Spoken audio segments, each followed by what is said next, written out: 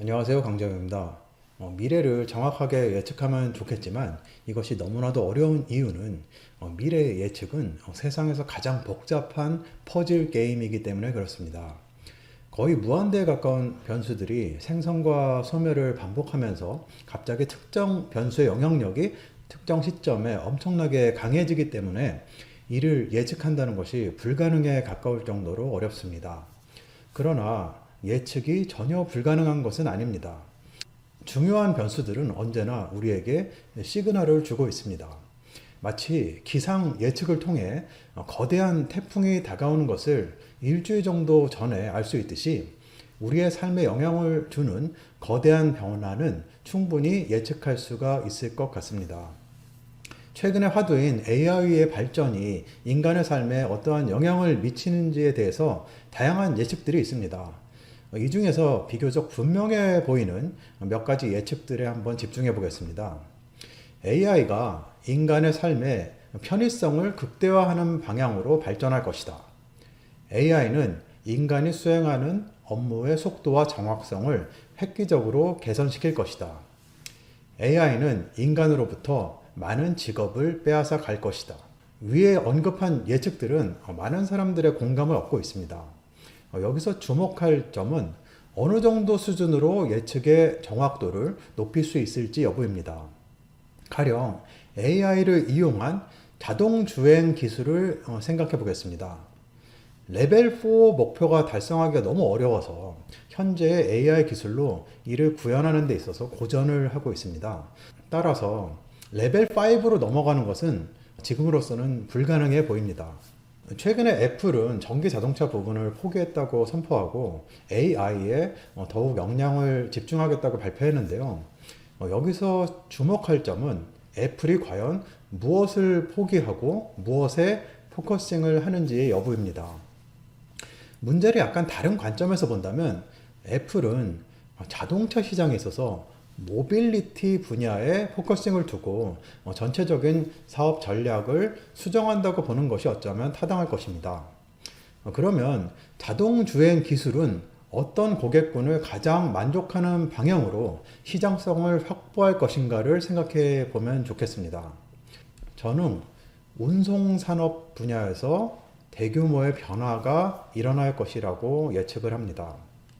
현재는 운전자가 직접 트럭을 몰고 장거리 운전을 하면서 목적지까지 화물을 배송합니다.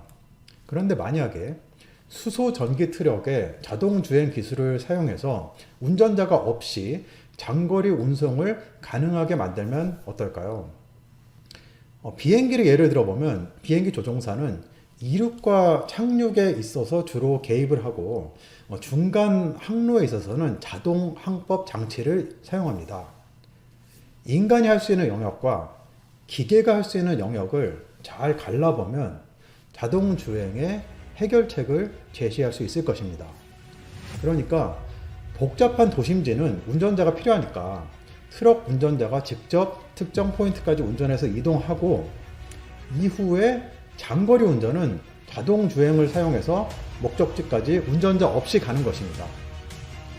또 해당 목적지까지 가는 동안에 동력을 보충해야 하기 때문에 중간중간에 충전소를 두고 연료를 보충할 수 있도록 설계합니다.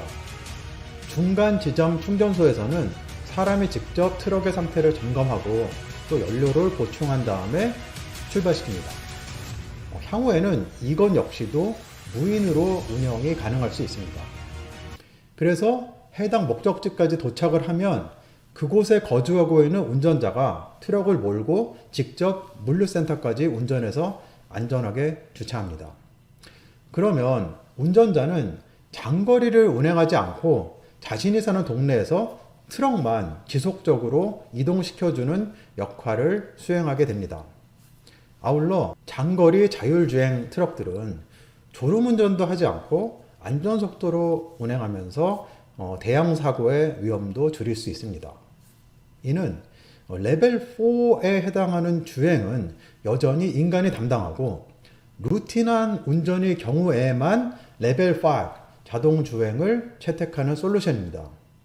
만약에 이러한 아이디어가 현실화된다면 제품, 인프라, 로지스틱스 인력 운용 측면에서도 엄청난 변화가 일어날 것입니다. 하지만 이러한 예측이 현실화되기 위해서는 효용성과 파급력의 관점에서 예측을 해야 합니다. 과연 기존의 방식을 대체할 정도로 획기적인 해결책인가? 과연 본 해결책이 글로벌 시장에서 엄청난 파급 효과를 일으킬 것인가?